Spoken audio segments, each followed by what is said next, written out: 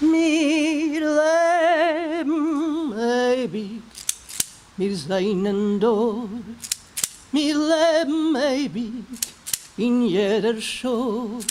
Wir werden leben, der Leben schlechte Zeiten hat überleben. Wir leben ewig, wir seien dort. Wir leben ewig, es brennt der Welt. Wir leben ewig. Nous allons procéder comme habituellement à la lecture par ordre alphabétique des noms des personnalités qui ont confirmé leur présence et leur remercions, même si toutes ne sont pas là.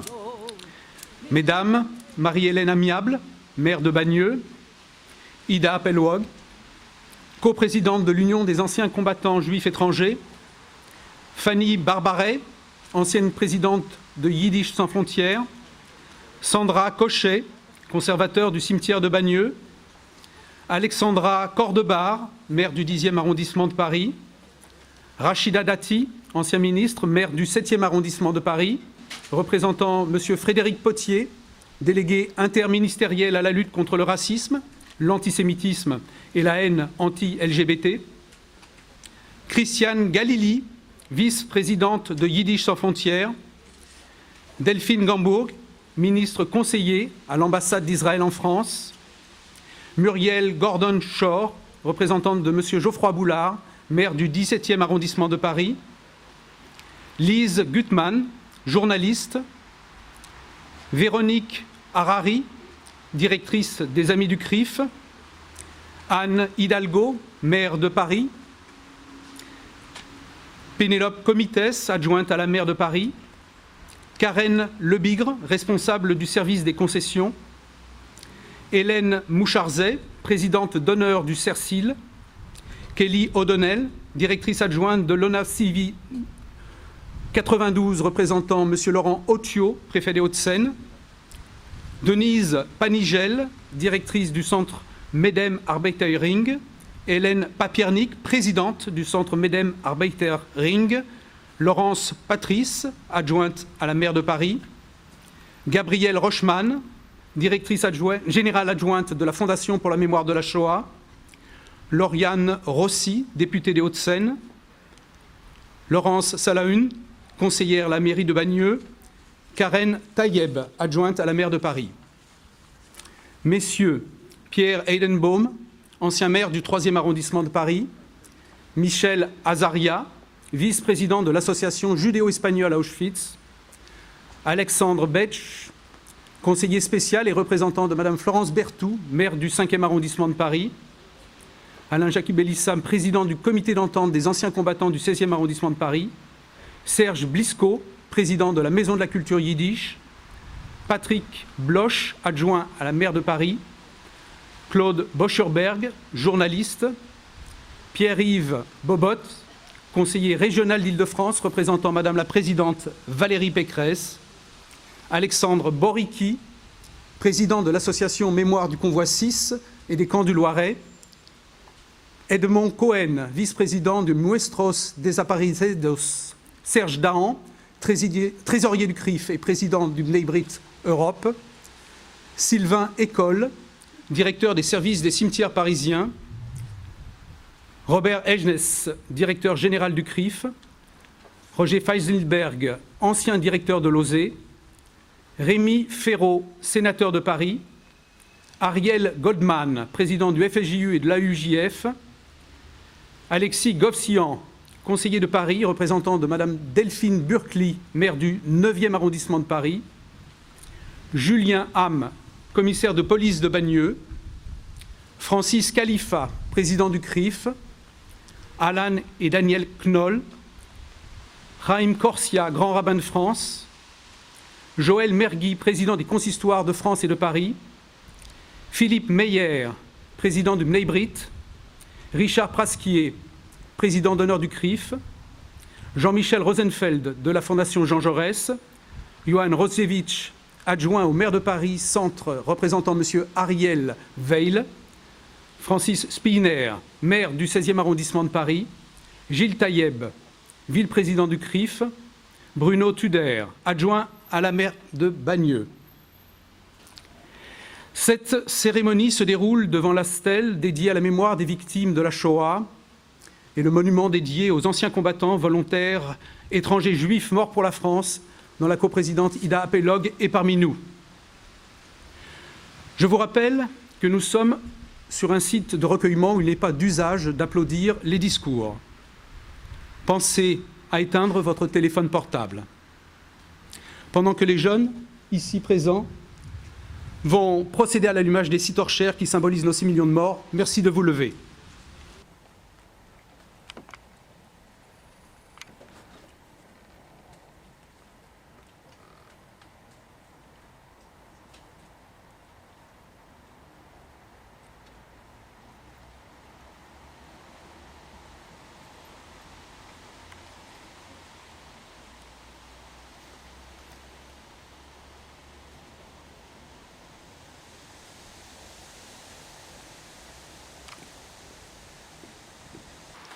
Bien, nous allons les laisser allumer. Merci, vous pouvez vous asseoir. Je laisse la parole à Fernand Zerbib, vice-président du Farband.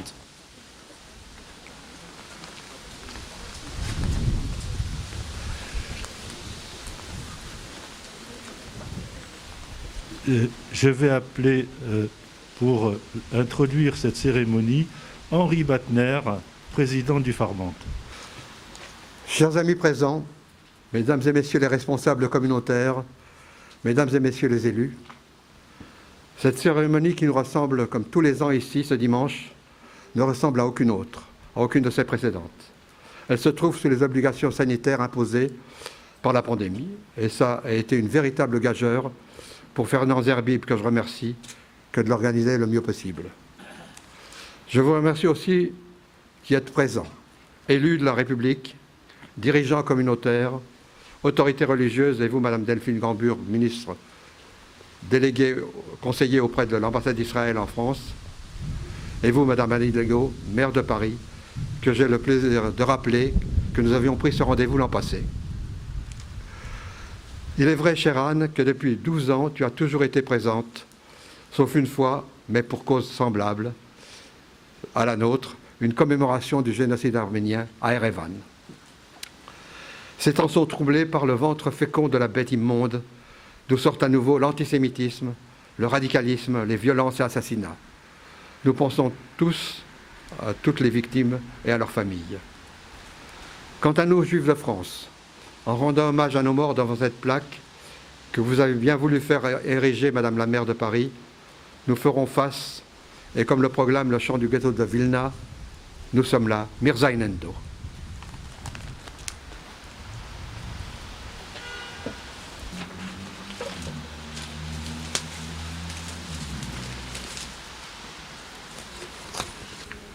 Madame la maire de Paris, Madame la ministre conseiller de l'ambassade d'Israël en France, Mesdames et Messieurs les représentants des autorités civiles et religieuses, Mesdames et Messieurs les responsables des communautés juives de France, Mesdames et Messieurs les survivants de la Shoah, les enfants cachés et leurs familles, Mesdames et Messieurs, chers amis, la barbarie nazie a anéanti 6 millions de Juifs et les a également privés de sépulture. Après la guerre, il n'existait nul lieu de recueillement pour les survivants de la Shoah. C'est pourquoi ils se retrouvèrent ici même, dans ce cimetière de Bagneux, pour honorer la mémoire de leurs chers disparus. Et depuis 1946, le Farband organise cette cérémonie et perpétue ce souvenir. Les années passent. Les survivants, mais aussi les enfants cachés, disparaissent progressivement. Et ils sont si peu nombreux à présent pour nous raconter, pour témoigner. Nous sommes là, nous, la génération suivante, pour entretenir et transmettre la mémoire. C'est notre devoir. Nous sommes là aujourd'hui et nous espérons que nos enfants poursuivront ce devoir de mémoire. Malgré les vicissitudes de la vie, Malgré l'antisémitisme qui, hélas, perdure et qui se cache derrière l'antisionisme. L'intolérance et la haine antisémite se déversent avec une extrême violence sur les réseaux sociaux, faisant fi des lois de notre pays. Le terrorisme islamique tue. On déplore encore cette semaine une attaque devant les anciens locaux de Charlie Hebdo, lieu symbolique où tant de personnes furent assassinées en janvier 2015. Hélas, les victimes de la haine sont trop nombreuses. Nous saluons la présence dans cette assemblée des enfants de Mireille Knoll, l'une de ces victimes innocentes, lâchement assassinée parce que juive. L'année qui vient de s'écouler a vu le malheur se répandre dans le monde et en France. Tant de personnes qui nous sont chères nous ont quittés. Je pense en particulier à Hélène Hoffmann-Drispal, toujours fidèle à cette cérémonie et qui nous manque tant, mais aussi à Théo Klein, l'ancien président du CRIF, Frida Wattenberg, Simon Grobner, Jacques Frémontier, Louisette Jourdain, Fanny Hochbaum. La liste est tellement longue cette année. Cette journée est particulière. Cette cérémonie est particulière. Et je remercie chaleureusement toutes les personnes présentes qui ont bravé la Covid, la journée sans voiture et même la pluie pour être avec nous afin de rendre hommage à toutes les victimes de la barbarie. Shana Tova, Agitiour, Buena Niada, bonne année. Que 5781 apporte la santé et la paix dans notre pays et dans le monde.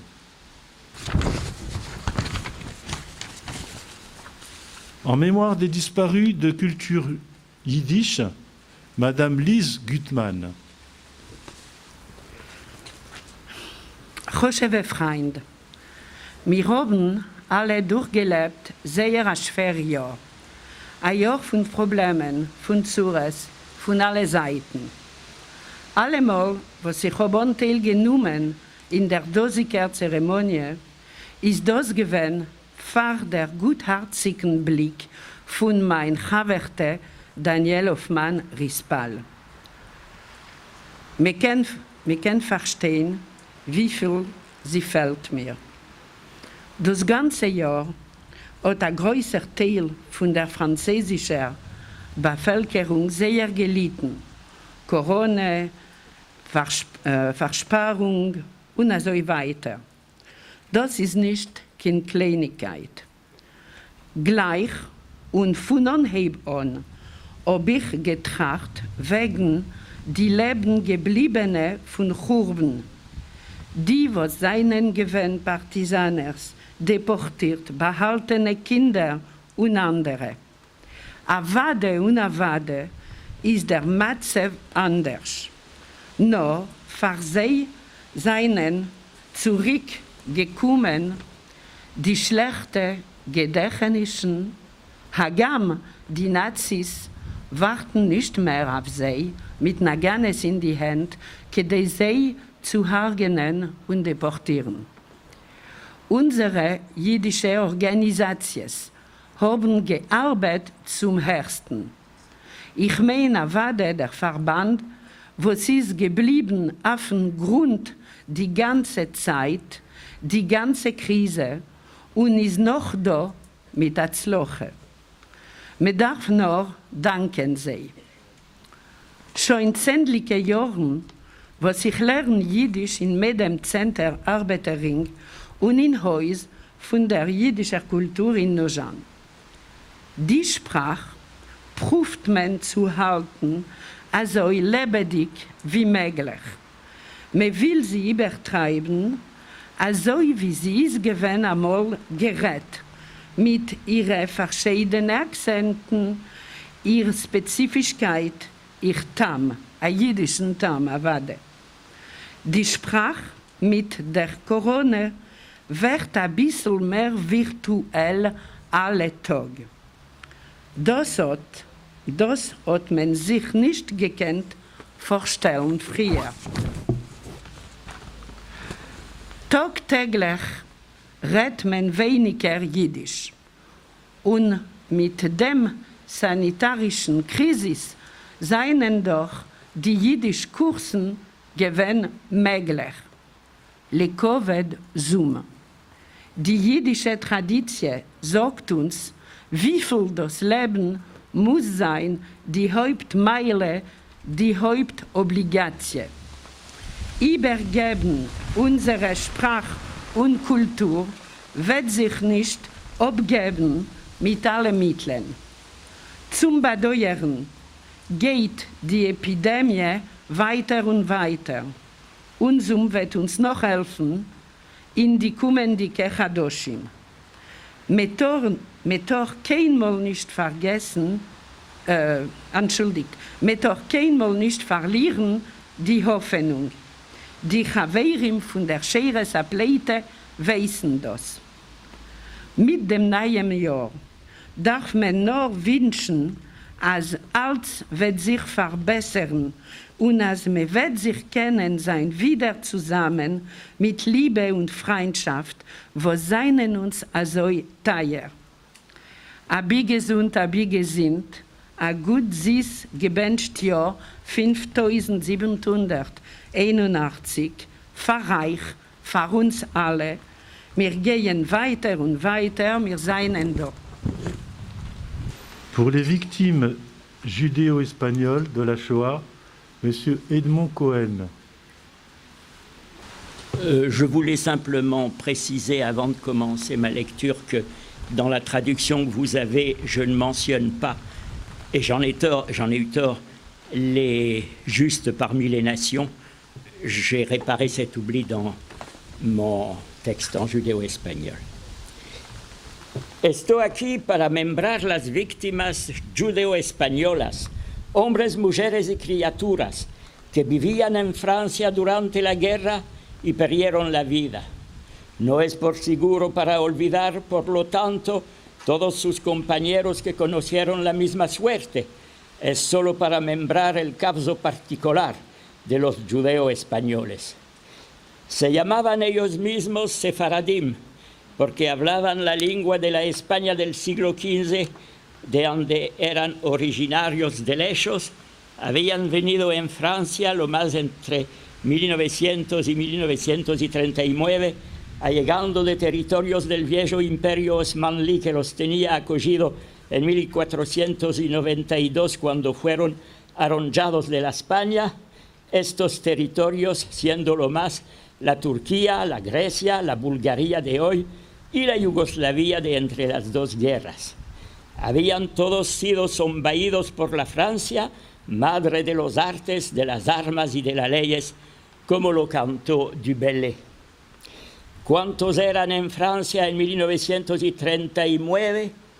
Sobre la población judía entera, estimada a 300.000 personas más o menos, parece que los judeo-españoles eran como 35.000 al empecillo de la guerra, expandidos en todas partes de la Francia, sobre todo en París y sus alrededores, Marsella, Lyon, Nîmes.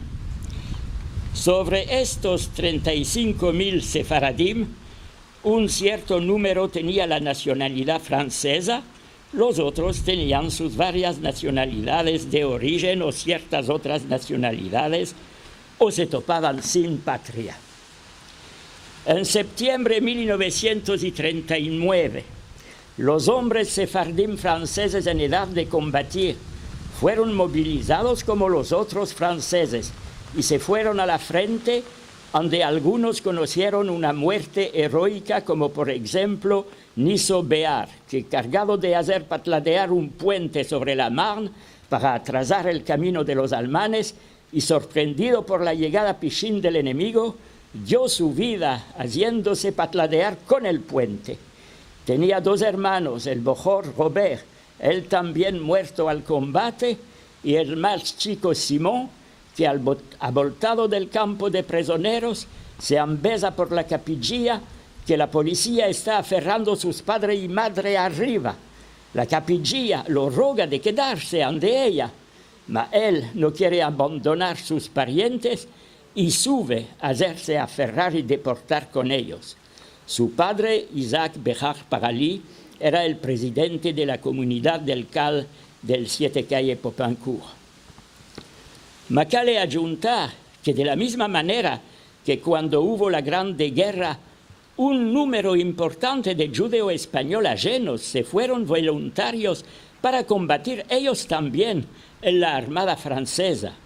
El Memorial de los Judíos Españoles Deportados de Francia, libro remarcable publicado el año pasado por la Asociación Nuestros Desaparecidos, dirigida por Alain de Toledo, cuenta 996 voluntarios, sobre los cuales 68 murieron al combate. La manera con que estos combatantes voluntarios fueron tratados después es ignoble. 118 entre ellos fueron deportados, sea después de tener sido aferrados por los alemanes sin que Vichy menee ni un dedico para protegerlos, sea más peor, después de tener sido aferrados por la policía francesa ella misma o por la milicia y dados a los alemanes, lo que quedará como una mancha inalimpiable sobre la memoria de Pétain. No cabe tampoco por seguro olvidar los 575 judíos españoles resistentes y entre ellos los 47 judíos españoles fusilados por acto de resistencia o como rehenes. En fin, por seguro, estamos también aquí para acordarnos de los 5.300 hombres, mujeres y criaturas aferrados en Francia, en mayoría por la policía francesa, enviados en deportación para ser allá, salvo 334 adultos que sobrevivieron, asesinados sea por el gas, sea por un curshum en la cabeza, sea por la hambre y los negros tratamientos. ¿Cómo podríamos olvidarlos?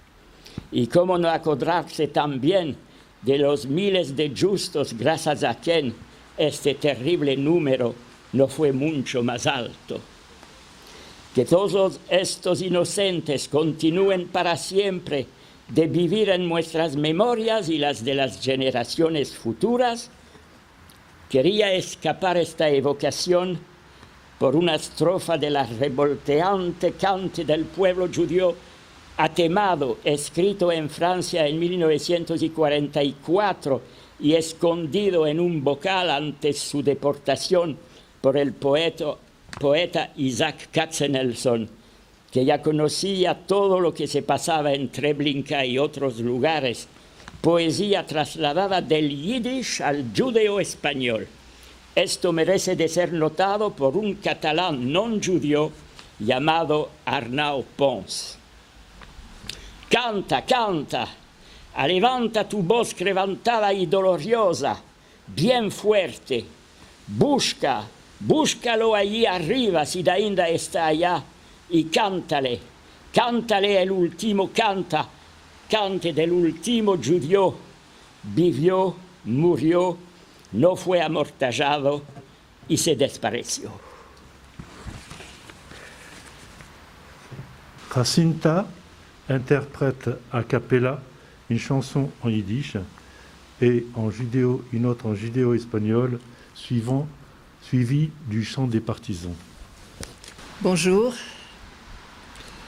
Vous avez dans vos cahiers la première chanson, Mir leben ewig, Nous vivons éternellement. Nous allons survivre et dépasser ces mauvais moments, car nous sommes là, à jamais. Chantée par les partisans et résistants avant d'être fusillés, cette chanson, comme Song nit keinmal, est devenue aussi un phare des chants des résistants.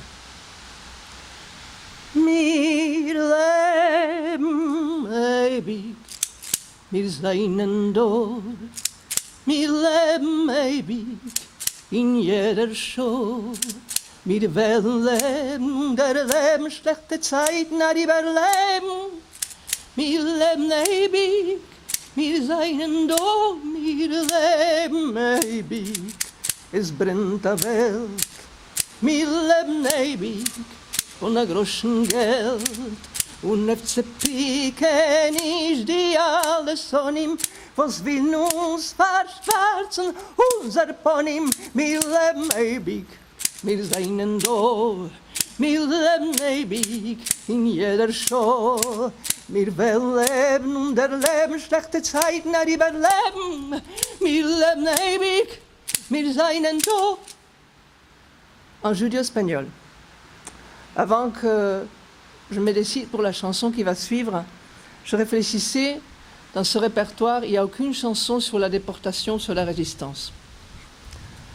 En 1978, j'ai fait la connaissance de Clarisse Abinun Nikoitsky, poète, écrivain d'origine judéo-espagnole. Dans le judéo-espagnol de Sarajevo, elle écrit la chanson que vous avez sur le cahier, Cuéntame la conseja qui ira abrir las puertas cerradas. Raconte-moi l'histoire qui fera s'ouvrir les portes closes. Écrit dans un langage particulier, superbe, émouvant, c'est Clarisse elle-même qui m'avait dit que ça faisait allusion aux disparus. Debaixo de tu camisa, debaixo de tu camisa, batia, batia, pájaro louco. Se cayó como una piedra. Se cayó como una piedra. Solo il cuchillo di tu voz, di su voz, a levantar en el aire. Mos dicho, tu grito, mos dicho, tu grito, mataron. Se echó a correr un caballo debajo de la nieve, tuvo cuerpos mancebos, mas también tuvo tu boca que hablaba para ellos de una madre perdida, de una casa, un amor, una barda azulada.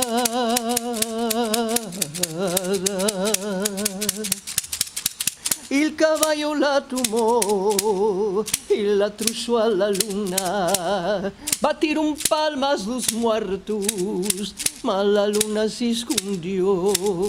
El caballo en el mar se infundió. El caballo en el mar se infundió. Ay, ay, ay, ay, ay, ay,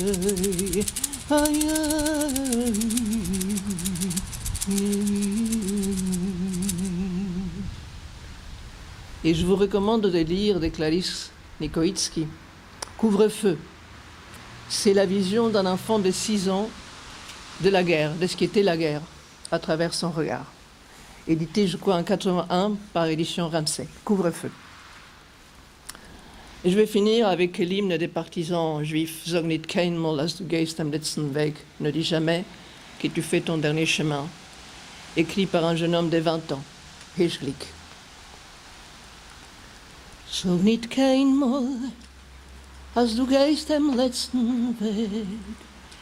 Goed schimlen bleien en verstellen blooie Tag.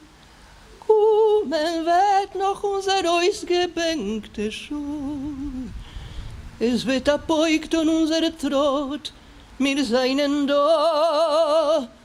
Kommen wird noch unser ausgebänkte Schuh. Es wird abbeugt und unser Trott, wir seien da. Von grünem Palmenland bis weißem Land von Schnee. Wir kommen an mit unser Pein, mit unser Weh. Und vor Gefahr sie das Spritz von unser Blut. Sprotzen wird dort unser Wure, unser Mut. Von unser Blut. Sprotzen wird dort unser Wure, unser Mut. Es wird die Morgens unbegilden aus dem Hain, und der Nächten wird verschwinden mit dem Feind. Nur euch versammeln wird die Sonne in dem Kajor, wie a Parol soll gehen das Lied von Dor zu Dor. Nur euch versammeln wird die Sonne in dem Kajor, wie a Parol soll gehen das Lied von Dor zu Dor. Das Lied geschrieben ist mit Blut und nicht mit Blei. Es ist nicht kein Liedl von a Vogel läuft er frei. Das hat a Volk zwischen Fallen die gewähnt. Das Lied gesungen mit Naganes in die Hand. Das hat a Volk zwischen Fallen die gewähnt.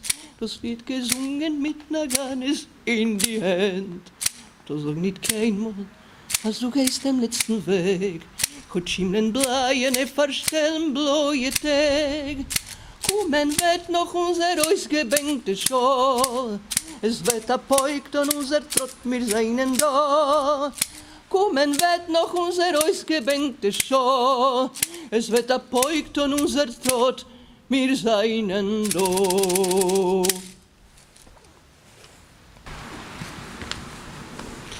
Madame la maire de Paris, Monsieur le grand rabbin de France, Monsieur le président du CRIF, cher Francis, Monsieur le président du consistoire, cher Joël, Mesdames et Messieurs les présidents, Mesdames et Messieurs les élus, mes chers amis.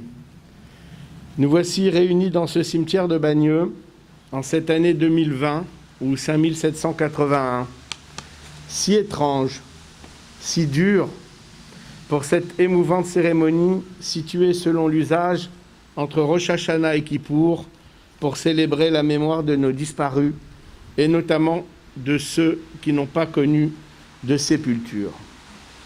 Je veux associer cette année, bien évidemment, nos compagnons disparus, et je pensais en entendant le chant immédiatement à Daniel Hoffman, qui le chantait avec tellement de force, de conviction et de tristesse.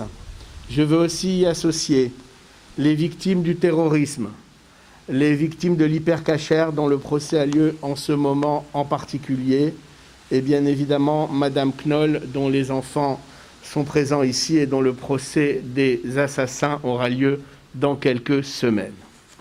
Le temps historique et le temps contemporain n'ont pas, nous le savons, la même échelle. La Shoah fait encore partie aujourd'hui du temps contemporain parce que certains de nos aînés l'ont vécu et témoignent inlassablement pour dire l'inexprimable. Ils témoignent pour la mémoire, contre l'oubli. Chacun d'entre nous porte les stigmates de cette catastrophe, imaginée méthodiquement, organisée et mise en œuvre par une nation civilisée et cultivée, galvanisée par la démence diabolique d'un seul. Cette équation est déjà insensée, elle dépasse l'entendement. Comment le temps long de l'histoire va-t-il parvenir à restituer au plus juste l'indicible? Un survivant de la Shoah qui nous a quittés cet été, Paul Schaffer, a écrit dans un remarquable livre, Le Soleil voilé, la phrase suivante: « Les gens haineux sont malheureux et le resteront même lorsque leur haine sera temporairement assouvie. Je les plains. La religion juive, tout comme la religion chrétienne, recommande d'aimer son prochain. Si aujourd'hui, dit-il, j'éprouvais encore de la haine, j'aurais le sentiment de ressembler à mes bourreaux. Ce n'est évidemment pas imaginable. » Ceci résume tout notre état d'esprit. Même si à défaut de haine, la colère nous envahit souvent, notamment quand la Shoah est utilisée, galvaudée, quand des comparaisons honteuses sont faites entre des situations actuelles, parfois dramatiques certes, et ce crime contre l'humanité. Quand des élus de la République, qui plus est juifs parfois, usurpent l'étoile jaune et osent des comparaisons honteuses. Non, les migrants ne subissent pas ce qu'ont subi les juifs pendant la guerre. Non, les musulmans en France ne sont pas traités comme l'ont été nos parents et grands-parents, et heureusement d'ailleurs. J'évoque le nom de Paul Schaffer, lui qui nous a quittés il y a peu, comme j'aurais pu évoquer chacun des noms des 6 millions de juifs exterminés.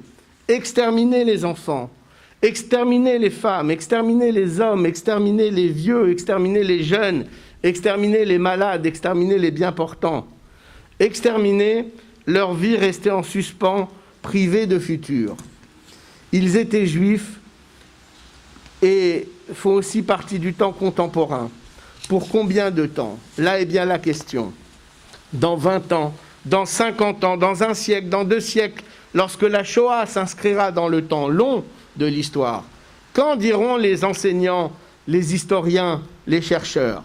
Elle continuera d'être, grâce à Primo Levi, Serge Klarsfeld, Elie Wiesel, Claude Lanzmann, Saul Friedlander, Steven Spielberg, Le Père Desbois, Lucien Lazare, grâce à Léon Poliakov et autrement à Anne Frank, grâce aussi à toutes celles et ceux innombrables qui, par leurs travaux, ont contribué et contribuent chaque jour à préserver les révisionnismes en tout genre qui tentent de la nier, de l'amoindrir, de la banaliser.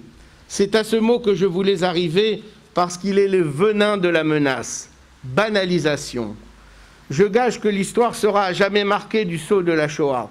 Cette honte dont on le voit bien, l'Europe n'arrive pas à se défaire parce qu'elle sait, au plus profond d'elle-même, qu'aucune loi, aussi inique soit-elle, ne pourra rien effacer jamais. Je gage aussi que sans notre vigilance de chaque instant, la banalisation endormira peu à peu les esprits et fera de la Shoah un drame de plus entre 2 guerres et quelques génocides. Alors mes amis, en ce jour contemporain, continuons notre travail auprès de la jeunesse dans toute sa richesse, dans toute sa pluralité, pour n'accepter jamais la banalisation de l'antisémitisme, du racisme et de tous ces relents nauséeux de la haine de l'autre, quel que soit l'autre.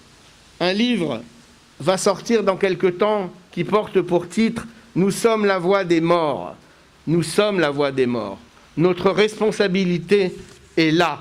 Notre combat, mes amis, n'est pas un combat de mémoire de juifs pour les juifs. Non, notre combat est un combat pour l'humanité tout entière, avec une conscience aiguë, notre conscience aiguë de l'infinie faiblesse des hommes. Monsieur Chaim Corsia, grand rabbin de France. Mes chers amis, après ces textes bouleversants, après cette harangue de Harry Goldman, je voudrais juste partager avec vous le fait qu'effectivement nous sommes le futur de ceux qui n'en ont pas eu. C'est notre responsabilité. Et j'aime quand je trouve que les impératifs du moment rencontrent les impératifs de la Bible. Hier, dans le texte qu'on lisait dans le chapitre 32 du Deutéronome, Dieu dit au peuple, juste avant qu'il n'entre en terre sainte, « Viendra un moment où je voilerai ma face de vous. » Et d'aucuns se diront, « Auront-ils un futur ?» Et mon maître interprétait toujours ce verset en disant, « Non, malgré tout, ils auront un futur. » Mais ce futur, c'est nous. Et notre impératif aujourd'hui pour être fidèle à leur mémoire, c'est de faire vivre ce dont ils rêvaient. Et ils rêvaient d'une France juste, ils rêvaient d'une République fraternelle, ils rêvaient de ce dont nous-mêmes nous rêvons. Voilà pourquoi, si vous permettez, je voudrais juste avec vous, maintenant, réciter la prière pour la République, mais pas simplement réciter une prière comme on récite quelque chose, mais réciter une prière pour nous appeler à agir, parce que Bernard de Clairvaux disait une chose magnifique, la plus belle des prières sera l'œuvre de vos mains. Alors maintenant, nous allons prier pour la République, et en sortant, nous devrons agir pour la République. Dieu éternel, maître du monde, la force et la puissance appartiennent, par ta seule, tout s'élève, tout s'affermit, ta demeure sainte, ô Seigneur, bénis et protège la République française et le peuple français. Amen. Que la France reste fidèle en tout temps et en tout lieu, au droit, à la liberté, à la justice. Que ta sagesse inspire dirigeants de la France pour leur insuffler la force et le courage de prendre des décisions justes et fermes. Éternel, accorde ta protection, ta bénédiction à nos soldats, à nos forces de l'ordre, qui partout dans le monde et en France défendent la France et ses valeurs. Leur courage, leur ténacité, leur force morale sont notre honneur. Accueille favorablement nos vœux, que l'esprit de notre prière recueille devant toi ta vocation, ta volonté et ta bénédiction. Amen. Docteur Joël Mergui, président des consistoires centrales de France et de Paris, qui est fidèle à cette cérémonie depuis plus de 25 ans.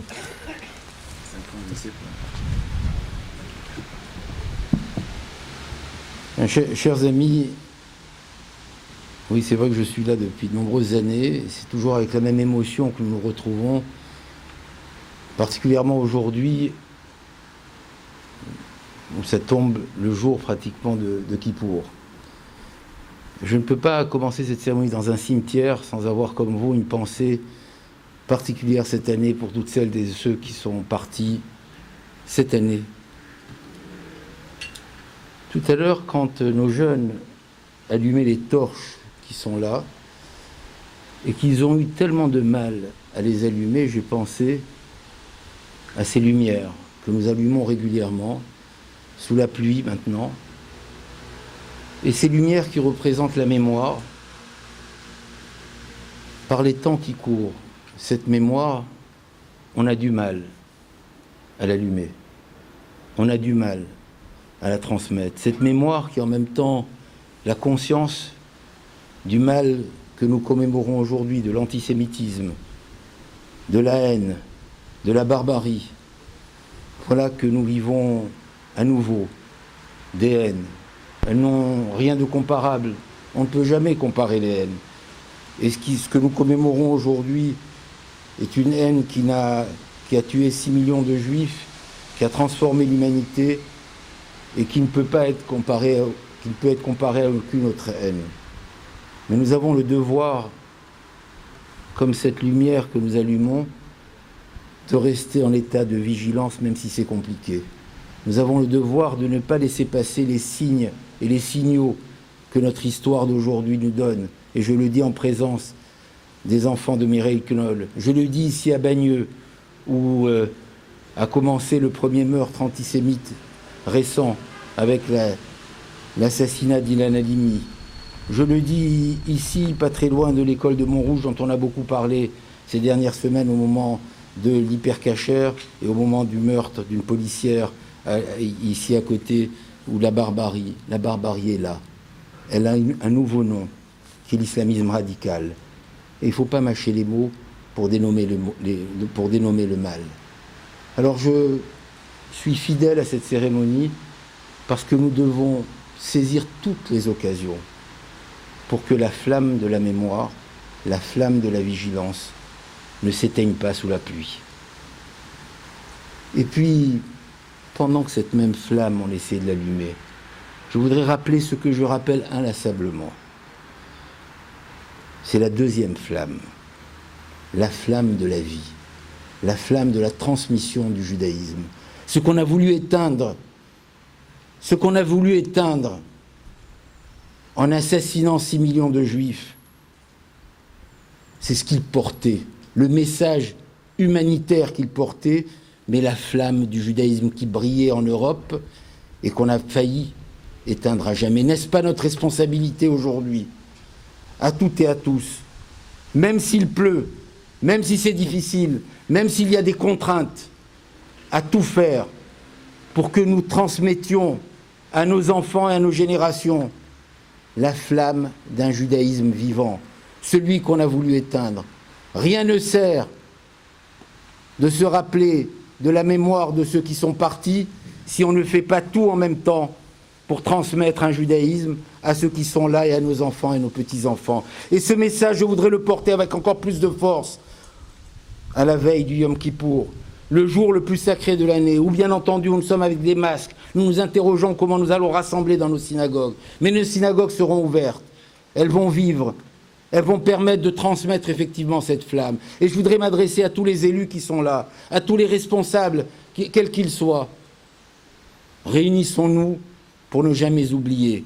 Combattons l'antisémitisme, soyons vigilants sur les nouvelles barbaries, mais donnons-nous les moyens que le judaïsme ne soit pas une histoire du passé, qu'en France et en Europe, là où la lumière brille, là où certains voudraient la voir s'éteindre, nous nous donnions tous les moyens, les uns et les autres, les communautés qui le font, les associations qui l'essayent, les éducateurs qui le transmettent, les parents qui veulent transmettre, et les synagogues qui font en sorte que le judaïsme continue à briller.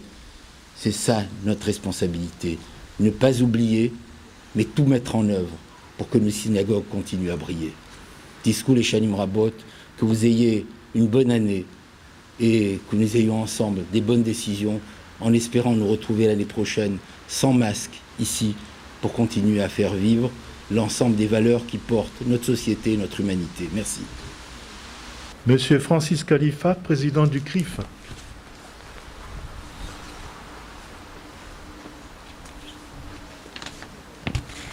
Je crois que la distance est suffisante pour que je puisse enlever mon masque.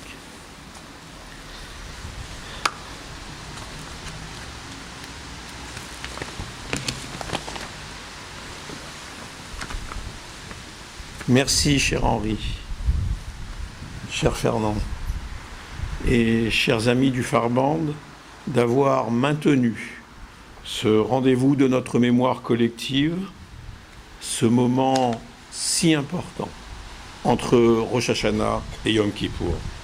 C'est un moment de souvenir, un moment d'hommage qui nous réunit aujourd'hui devant cette stèle, érigée par la mairie de Paris en témoignage pour les générations futures de notre fidélité mémorielle à tous ceux qui ont disparu, victimes de la barbarie nazie, 6 millions de femmes, d'hommes et d'enfants privés de sépulture. À mon tour, à leur mémoire, je veux associer celles et ceux qui ont tant œuvré pour la mémoire de la Shoah et qui nous ont quittés cette année. Théo Klein, Milo Adener, Frida Wattenberg, Liliane Israël, Fanny Hochbaum, Simon Grobman, Nicolas Roth, Julie Ravuna Hassan, Henri Krichka, Daniel Hoffmann-Rispal et Paul Schaeffer. Ils nous manquent aujourd'hui et resteront porteurs de cette mémoire que nous honorons aujourd'hui. Ensemble, engageons-nous à poursuivre leur combat. Cette cérémonie s'inscrit cette année dans un contexte particulier. Sanitaire d'abord, face à cette pandémie qui bouleverse notre quotidien et qui a emporté tant d'amis et d'êtres chers, à tous. Je veux dire notre solidarité, notre affection et notre compassion. Comme j'adresse des vœux de complet rétablissement à tous ceux touchés par la maladie. Contexte judiciaire et politique ensuite, avec le procès des attentats islamistes et antisémites de janvier 2015 qui ont semé la mort à Charlie Hebdo, à Montrouge et à l'Hypercacher et qui ont encore frappé vendredi. Ils ont volé la vie de 17 innocents et fait voler en éclats celle de leurs proches. Et il y a un point commun entre les victimes de la Shoah, les victimes de l'Hypercacher et les autres victimes juives de ces dernières années. Toutes et tous ont été tués uniquement parce qu'ils étaient juifs.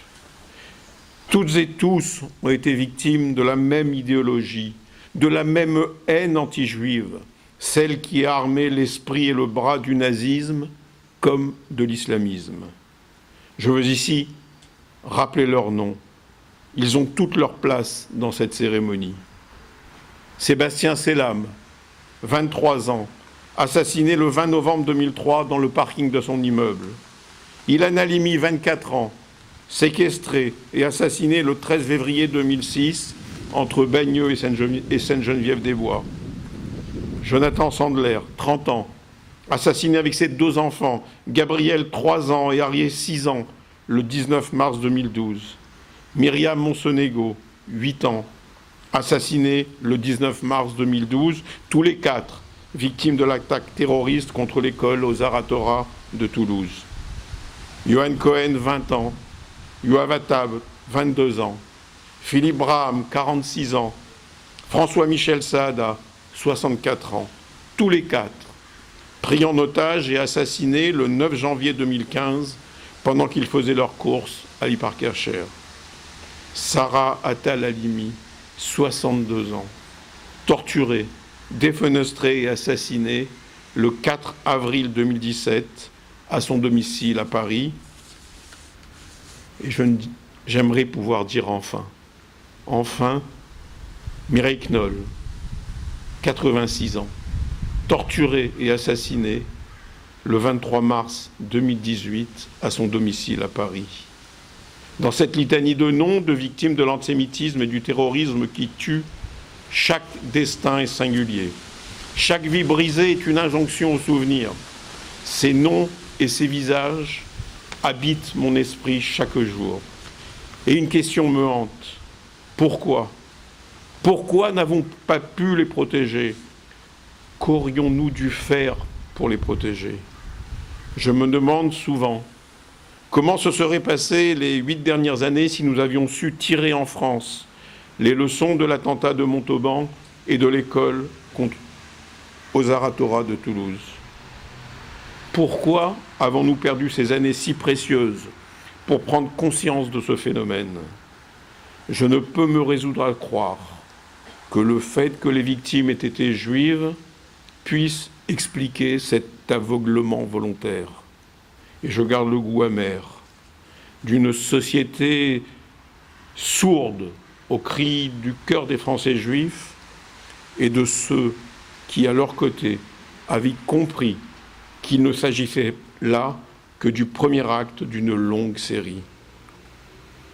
Mon inquiétude profonde est celle d'un citoyen, car je crains que cette haine et cette violence finissent par affaiblir l'adhésion aux valeurs qui font la France.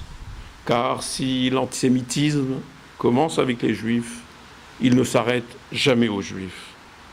Notre pays est aujourd'hui sous l'émotion des attaques terroristes, et c'est heureux, de Charlie Hebdo, de Montrouge et des crimes antisémites de l'hypercacher. Mais des Français juifs souffrent depuis des années, souvent dans l'indifférence. J'avais évoqué l'an dernier l'antisémitisme du quotidien qui frappe plusieurs quartiers difficiles, ces territoires perdus de la République. J'avais alors décrit la vie retranchée de ces Français juifs qui subissent insultes, crachats, graffitis, courriers anonymes et mezuzot arrachés quand ce ne sont pas des violences physiques. Que répondre à leur désarroi ? Quelle alternative au départ ?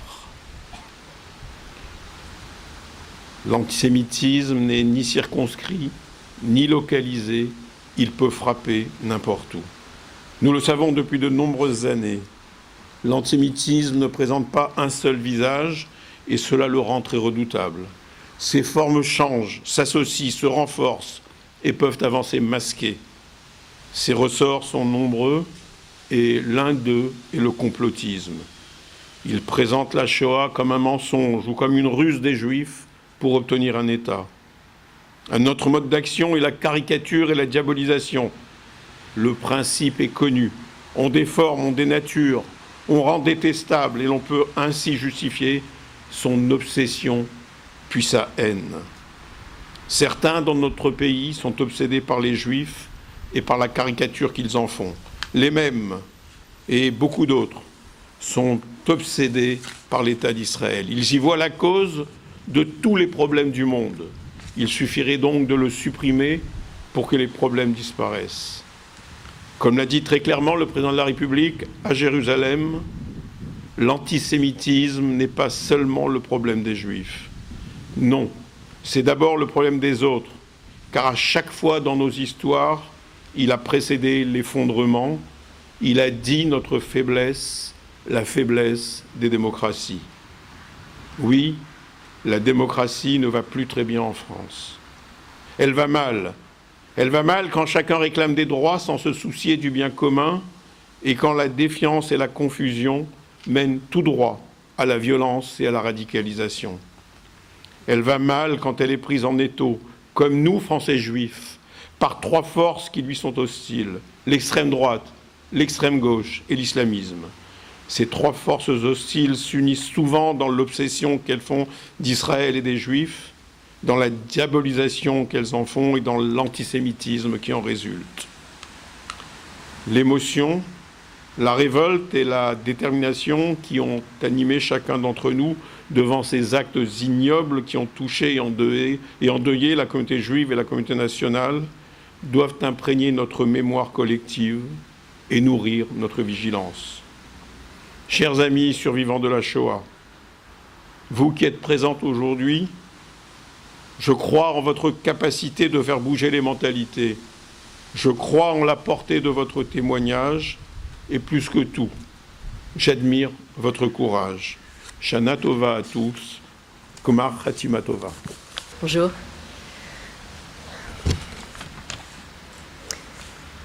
Chers amis, chères familles, messieurs et mesdames les élus, messieurs les présidents, madame la maire de Paris, je vais me permettre de vous lire un texte qui m'a beaucoup touchée, une chanson intitulée Veldiv, écrite par Gilbert Bécaud et interprétée par Annie Cordy qui nous a quittés il y a quelques jours.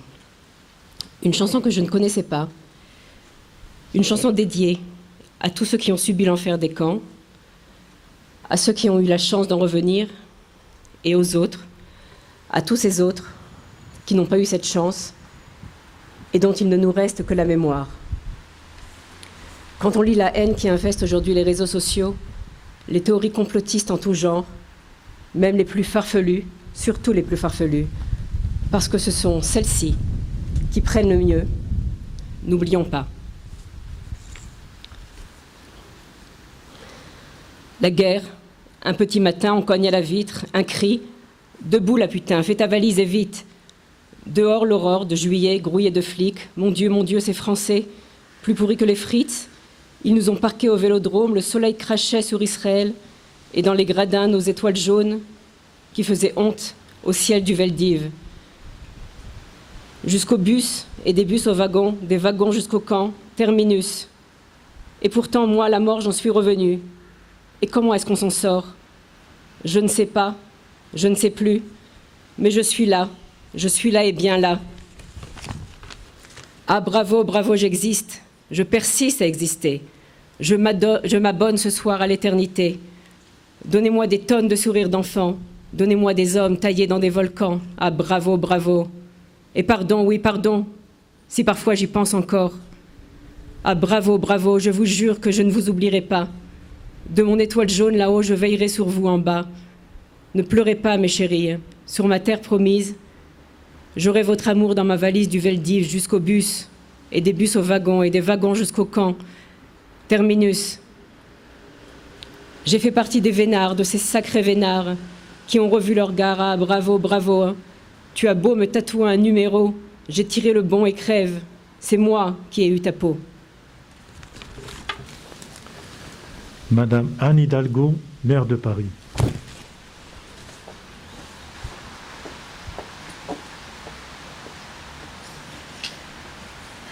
Très cher Fernand, cher Henri, très chers amis, élus, représentants, présidents de la communauté, monsieur le grand rabbin, c'est avec beaucoup d'émotion que je participe à cette cérémonie, chaque année, c'est vrai, en fidélité.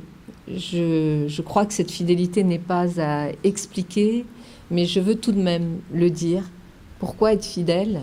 Parce que nous n'en avons pas fini avec l'antisémitisme et nous n'en avons pas fini avec cette haine des Juifs qui déstabilise notre démocratie et notre République.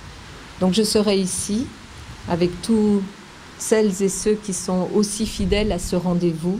D'abord pour dire à ceux qui sont morts, à ces enfants, à ces femmes, à ces vieillards, arrachés à la vie, à toutes celles et ceux qui n'ont pas pu avoir le destin, la vie tout simplement, qu'ils auraient pu avoir s'ils n'avaient été arrêtés et tués, exterminés parce que juifs. Je suis là avec vous, nous sommes là ensemble pour leur dire qu'ils sont présents dans nos mémoires et dans nos cœurs. Et ce ne sont pas que des mots. C'est vrai que dans les actes, dans les gestes que nous posons, dans les responsabilités qui sont les nôtres, ils sont présents à chaque instant. Parce que ce qui a été commis avec la Shoah est quasiment indicible, tant c'est la négation même de l'humanité, de toute l'humanité. Et nous nous devons à chaque instant, non seulement de penser à eux, mais de poser les actes qui font que nous pouvons être dignes de la mémoire que nous leur devons et que nous sommes là dans l'honneur, la reconnaissance, la dignité d'être humain que nous devons en permanence porter, poursuivre, parce que si nous ne le faisons pas, les autres auraient gagné. Et je crois, nous pouvons nous le dire, ils ne peuvent pas être morts pour rien. Ils ne peuvent pas être morts pour rien. Alors oui, dans ce moment très particulier, dans cette cérémonie qui est, avec cette crise sanitaire, beaucoup des nôtres sont partis et je veux penser, par la maladie, d'autres maladies d'ailleurs, je veux penser bien sûr à Daniel Hoffmann-Rispal en particulier et à Théo Klein, mais à tous les autres aussi. Dans cette crise très particulière, dans cette cérémonie très particulière que nous vivons, il y a aussi cet environnement antisémite qui continue, cette haine, cette peur, et nous sommes marqués les uns et les autres aussi par ce que nous entendons autour notamment du procès des terroristes islamistes qui ont abattu des juifs, abattu des journalistes, des caricaturistes parce qu'ils étaient l'incarnation de la liberté d'expression, et abattu aussi une policière, Clarissa Jean-Philippe, non loin d'ici, parce qu'elle portait aussi un uniforme et qu'elle incarnait une autorité, et l'autorité républicaine. Ce que nous entendons autour de ce procès pourrait nous donner à penser que la bataille est beaucoup plus dure qu'il n'y paraît. Oui, la bataille est beaucoup plus dure qu'il n'y paraît.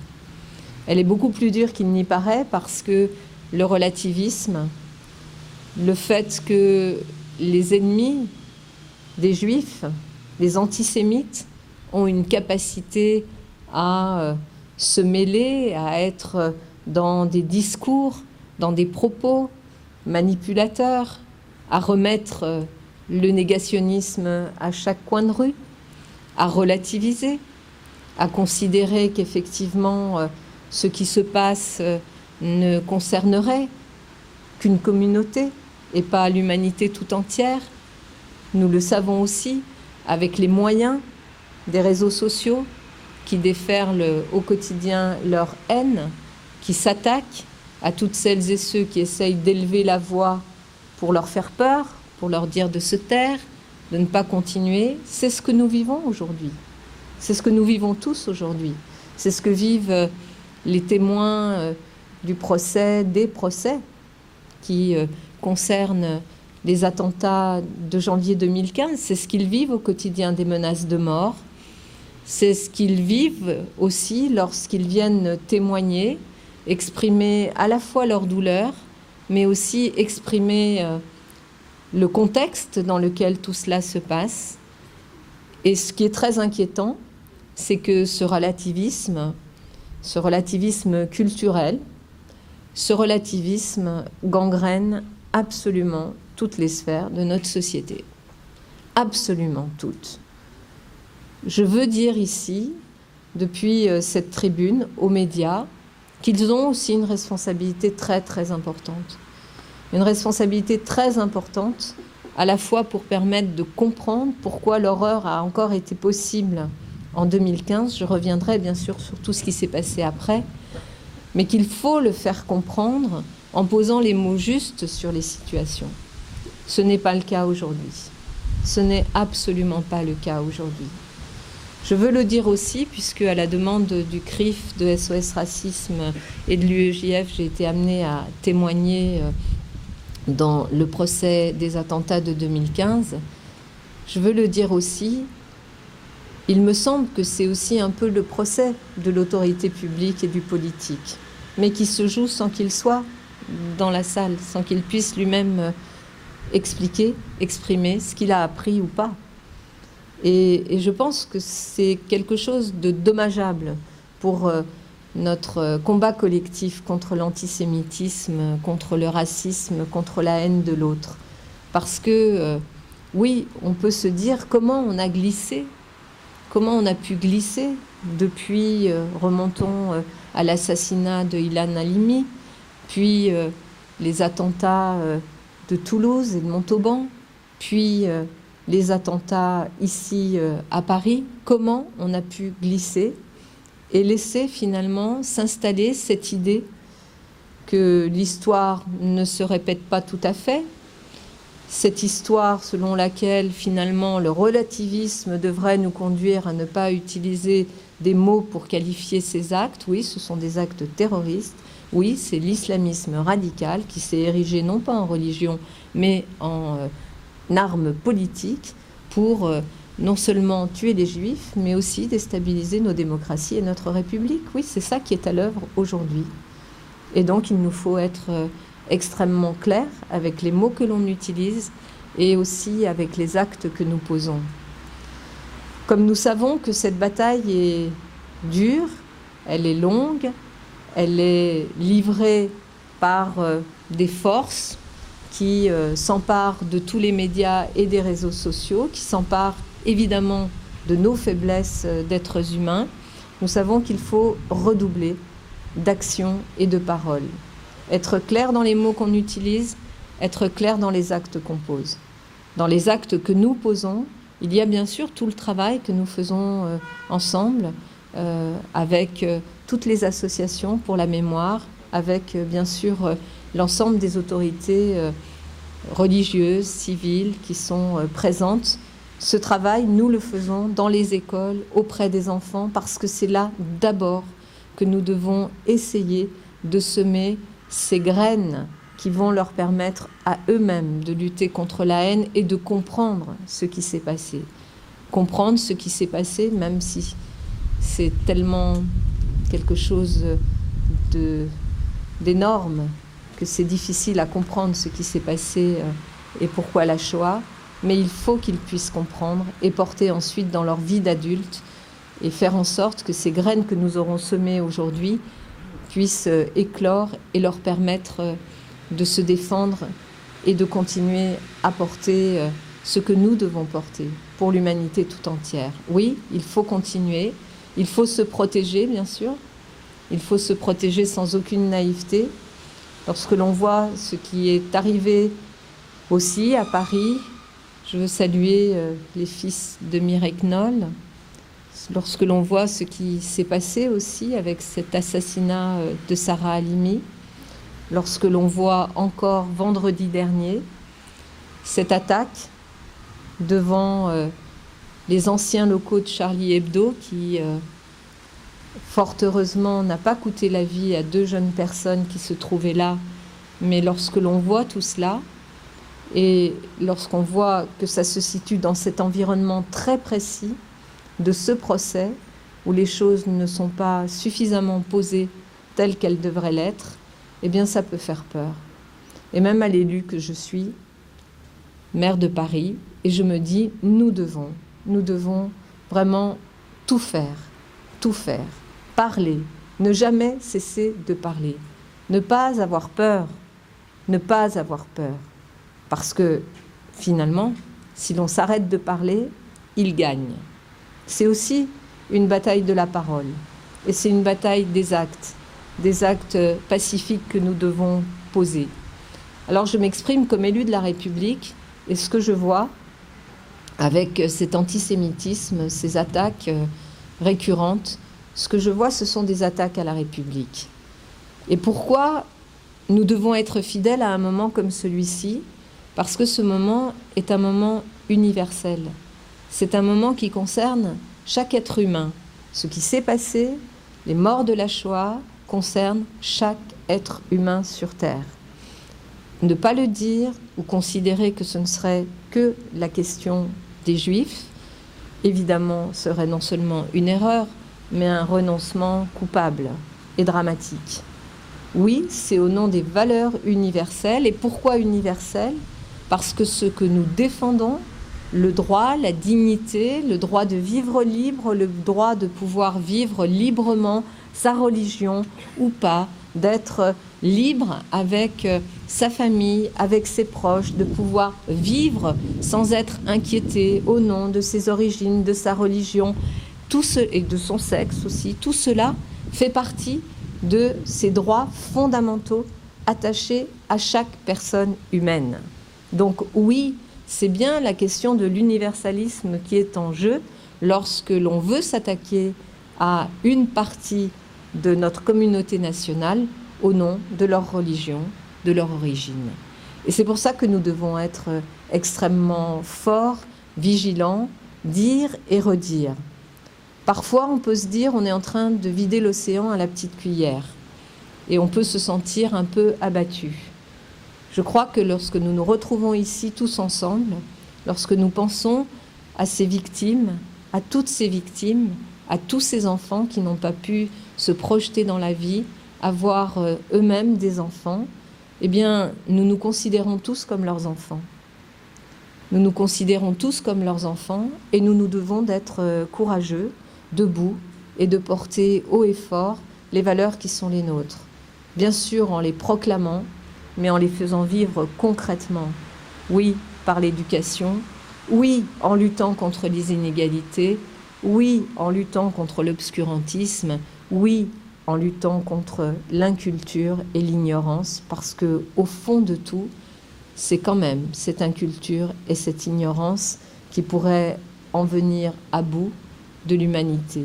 Alors, nous sommes ici pour eux, nous sommes ici ensemble, et les valeurs qui nous unissent, les valeurs de la République, seront plus fortes que celles et ceux qui voudraient nous faire chuter au nom de leur haine. Nous proclamons ici notre amour de l'humanité et notre engagement déterminé, vif, permanent, pour faire vivre ces valeurs et gagner ce combat. Je vous remercie. Je voudrais vivement remercier Madame la maire de Bagneux et Monsieur le maire de Montrouge pour l'aide matérielle qu'ils nous apportent depuis tant d'années. Les forces de police nationales et municipales qui assument notre protection, tous les agents du cimetière présents aujourd'hui, les jeunes du SPCJ, pour leur aide à la sécurisation de cette cérémonie, les jeunes du DROR, des éclaireurs juifs de France et de la Chomère à Tsaïr, leur présence nous fait chaud au cœur. Nos sociétaires bénévoles pour leur aide à la réalisation de cette cérémonie, toutes les personnes présentes et fidèles à cette cérémonie. Oui, nous pourrons dire, nous y étions. Le rituel va être prononcé par le rabbin Mevorach Zerlou.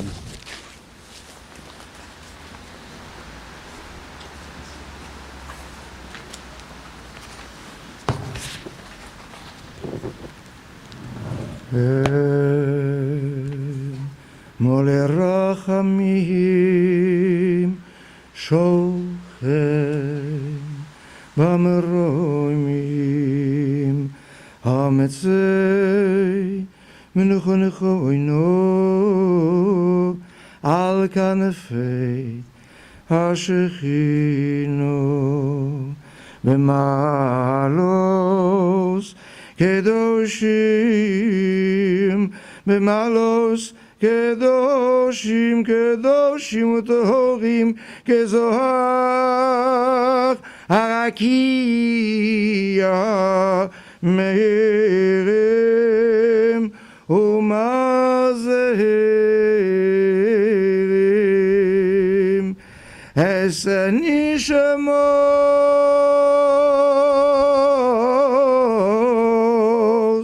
אחינו בני ישראל הקדושים והטהורים שנפלו בידי הרוצחים ונשפך דמם באושוויץ, מיידנק, טרבלינקה, סוביבור, בלזק, חלנו ובשאר מקומות השמות באירופה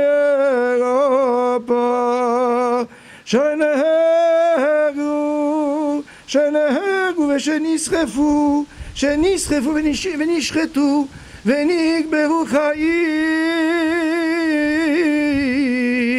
וכל מיתוס משונוס ואכזריוס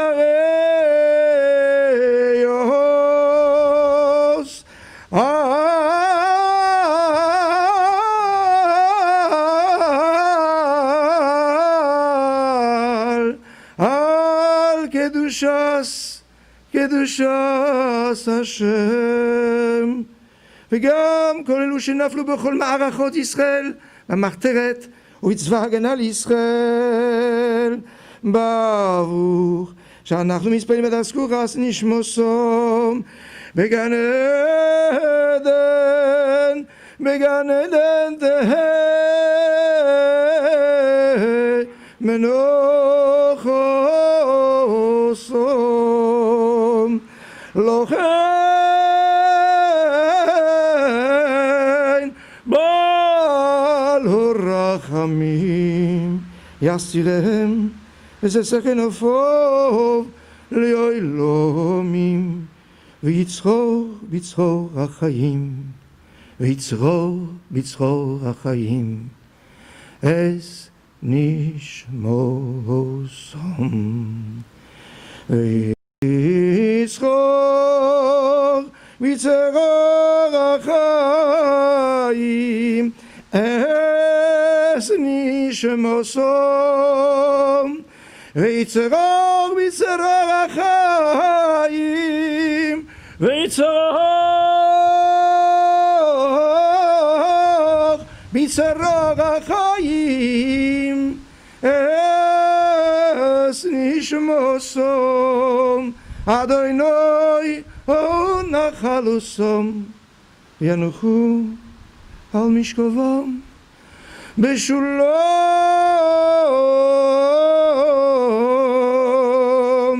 ונאמר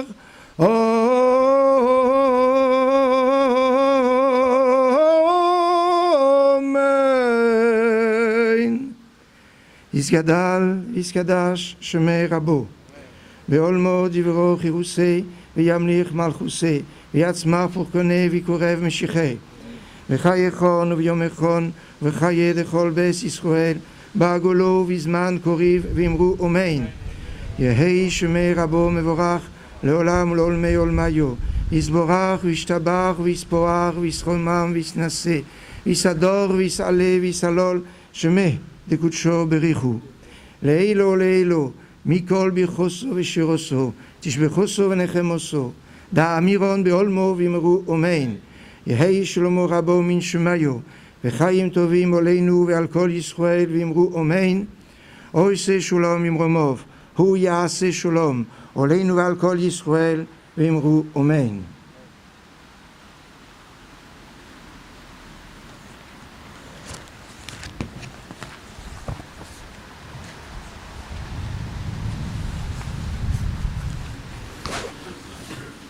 Nous allons observer une minute de silence à la mémoire de toutes les victimes de la barbarie nazie, de l'intolérance, du racisme.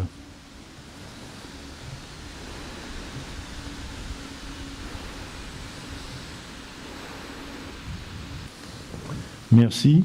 La cérémonie du score 5781 est terminée. Merci encore pour votre présence.